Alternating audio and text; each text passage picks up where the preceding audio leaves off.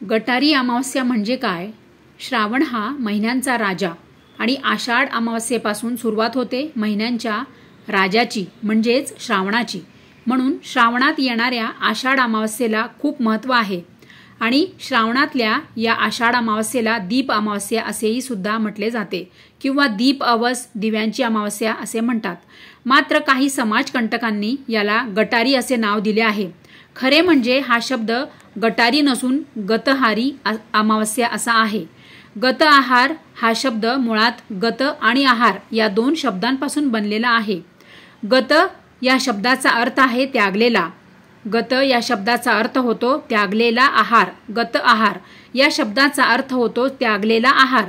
श्रावणापासून अनेक गोष्टींचा त्याग केला जातो।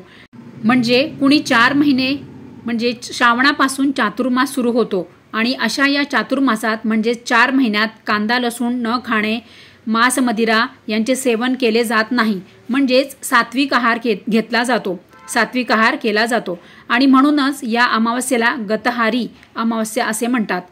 परंतु याचा अपभ्रंश होऊन लोकांनी याचा वाटेल तसा अर्थ घेऊन त्याचा गटारी नाव करून टाकलंय।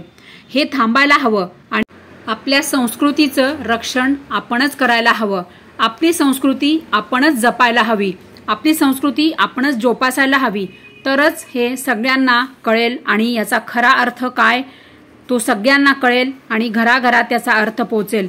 तर हा व्हिडिओ सगळ्यांना जर आवडला असेल तर कृपया करून सगळ्यांपर्यंत हा व्हिडिओ पोहोचू द्या, म्हणजे त्याचा खरा अर्थ काय हे सगळ्यांना कळेल आणि चॅनल आठवणीने सबस्क्राईब करा।